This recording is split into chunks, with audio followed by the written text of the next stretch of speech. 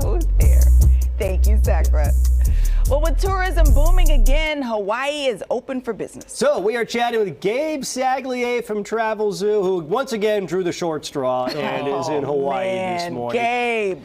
We were talking about some great deals. Insisted. And what is in the concept of malama? What is malama? Great question. First of all, good morning. Aloha morning. from the beautiful island of Hawaii. Of the 137 Hawaiian islands, this would be the biggest of them all. I'm on the Kohala coast, landed at the Kona airport, drove about 25 minutes north, and here I am on this beautiful stretch of island at the AAA Four Diamond Fairmont Orchid. And this is the lagoon. Turtles are swimming there as we speak, where I learned how to stand up paddleboard a couple of years ago. So just a great spot, one of our family favorites here, many summers in a row. Now, you mentioned malama. This is a word that as you begin to plan your travel out to Hawaii over the next year, you'll see a lot because it's a Hawaiian word for caring for or taking care of. And the idea is, and we learned this, I think, during the pandemic. You know, during the pandemic, Hawaii was off limits, and then it reopened with some interesting dynamics that taught us a lot of lessons about the kind of impact that our travel to the islands can have.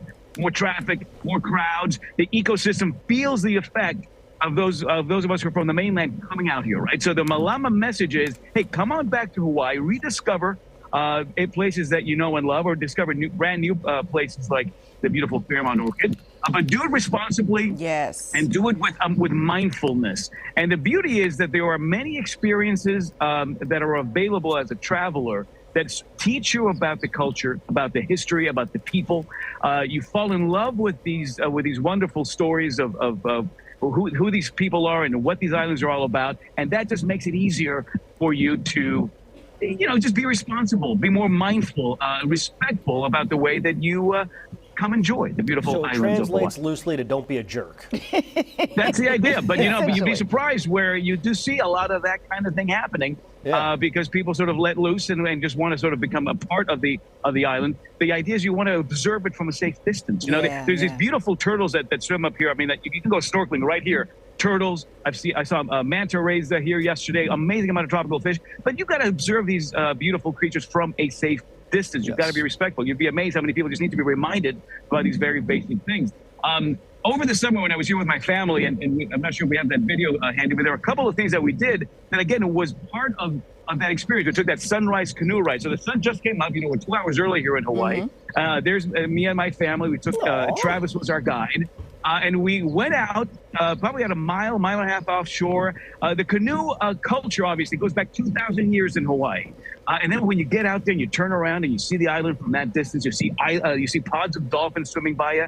I mean, you realize, man, this is a very special part of the world. I'm going to do my part to take care of it when I'm back on land. And then we did something called a petroglyph hike. So there's a petroglyph park right next to this resort that is the largest concentration of petroglyphs in the Pacific. And this is the way that Hawaiians would have communicated 700-800 years ago. These are images that depict the birth of your oldest son, the coronation of a king. But again, this is the way that folks would have communicated back then, beautifully preserved. But you're walking up to these images. And again, great thing to learn, great thing to do with your family. This is about a 223-acre preserve, a 1.4-mile hike.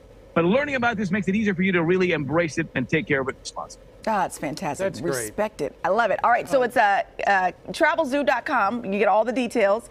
Gabe, enjoy the Fairmont Orchid with the family. All right, come on down, guys. There's room for you on the lagoon. I'll teach you how to stand up paddleboard. Real quick, before you go, a very serious question. Will you adopt me? Because my family vacations stink. Compared to yours. Cody, there was actually room. There's one more seat on that canoe. We could have put you on there. I'll send you my next itinerary, and we'll see what we can do.